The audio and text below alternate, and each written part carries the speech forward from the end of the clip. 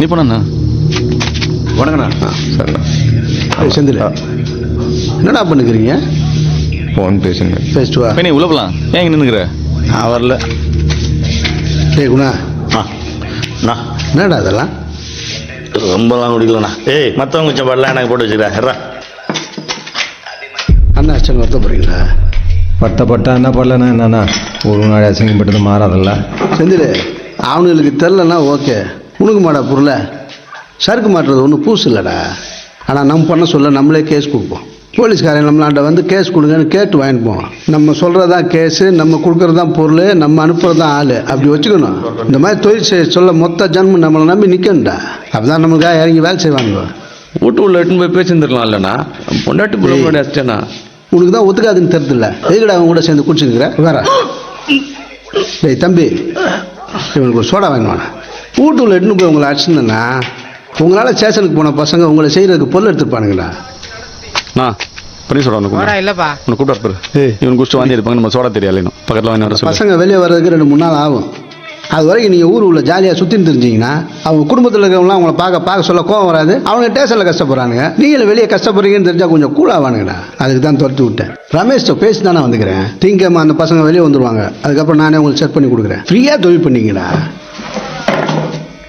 என்னடா ஜாவா, உனக்கு ஓகேவா? என்ன செஞ்சுன்னு சொன்னால் ஓகேங்களா? செந்தில் தெரியுண்ணா, நமக்குலாம் அவ்வளோ விஷயம் தெரியாதுண்ணா.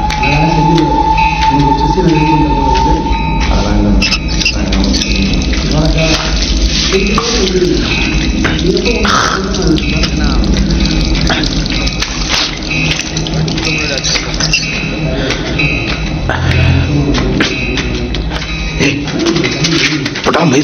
நான் சொன்னேன் பேசுன்னு சொல்லி எடுத்துக்கிறேன். ஒன்றும் பண்ண மாட்டாரா? நமக்கு ஸ்டேஷனில் போய் பேசிட்டு வந்தேன். உங்க எல்லாரும் எனக்கு நல்லா தெரியும். ஒன்றும் பண்ணி தர மாட்டாங்க. நம்பாத. அவர் எப்படி வேணா இருக்கட்டும். இப்போ ஒன்றும் பண்ண தேவையில்ல. இதோட நல்ல சான்ஸ் நம்மளுக்கு கிடைக்காது. சான்ஸ் கிடைக்கிறதா பண்ண வேலை ஆடாது. போட்டா மூதி. நம்ம என்ன நினைச்சோம், நம்ம சார் இப்படி ஆயிடுச்சு. ஒரு உயிர் ஸ்கெட்ச் போட்ட மாதிரி அடிச்சு விட்டுருவோம். செந்தில் நான் வேணுங்கிறோம் 3 அதே சொல்லுங்கிறா. ஸ்கெட்ச் போட்டது ராஜனுங்கடா. ஸ்கெட்ச் போட்டு தெரிஞ்சது செத்தோம். தெரிஞ்சாதானடா நிறைய ஊக்குறோம்டா. நம்ம பேசுனது சொல்ல தம்பி கொடுத்தானே இருந்தா சொல்லிக்க மாட்டானா? திரும்பி வாந்தி எடுத்துருங்கிறான். பாத்துக்கிறேன். செந்தில் இது பாரு வேணாம்.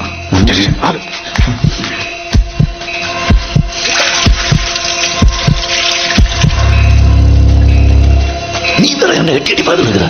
சேஃப்டி டேபிள்ல புல்லு போட்டு வச்சுக்கோண்டா. பார்த்தாரு பார்க்கணும். அவனா நம்மளா செஞ்சு பார்த்தோம். பயமாக செந்தில். எனக்கு கூட தானே பயமாகுது. அதான் தான் சொல்றேன். பேசின மாதிரி அடிச்சு விட்டேன். செந்தில் வேணா வேலு, இது கரெக்டா இருக்காது. நான் சொல்றது பாக்குறா எப்படா தப்பாகும்? போடா, நீ சொல்றதா தப்பாகுது. அவர் சொல்றாரு. நீங்க என்ன பண்ணீங்க? என்ன இதுல இருந்து விட்டுருங்க. செந்தில் நீ யோசிக்கிறத பார்த்தா எனக்கு பயமா இருக்குதுடா. என்னத்தை யோசிக்குது? அதான் முடியாது. சொந்தமா லைஃப்ல ஏதாவது பண்ண விட மாட்டீங்களே. சீக்கிரம் பொண்ணை பார்த்து கல்யாணம் பண்ணு. அப்போதான் இதெல்லாம் சரியாகும். கல்யாணத்தை பத்திலாம் இந்த மாதிரி செட்டில் ஆனதுக்கப்புறம் யோசிக்கலாம்ண்ணா. என்னமாடா வாந்தி எடுத்துனுங்கிறான்? வந்துருக்கிறான். அரசியலுக்கு போயிடா, ஈஸியாக செட்டில் ஆயிடலாம். அது நம்மளுக்கெல்லாம் செட் ஆகுது.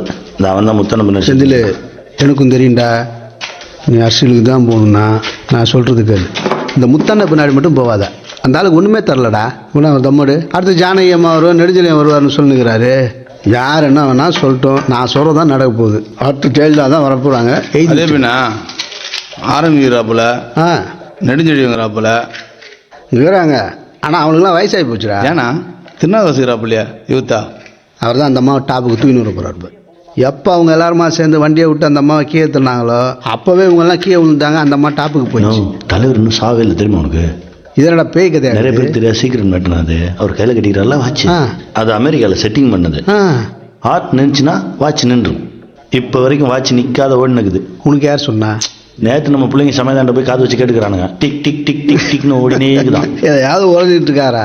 இல்லைண்ணா யார் விசுவாசமாகறாங்க யார் தெரிஞ்சுக்கிறதுக்காக உள்ள போய் பார்த்துக்கிறாரு. டேய் செந்தில், உன் அரசியல் பிளானிங்கு இந்த லூஸ் பையே செட் ஆக மாட்டான். இப்பெல்லாம் எங்களை பார்த்தா லூஸ் மாதிரி தான் தெரியும்.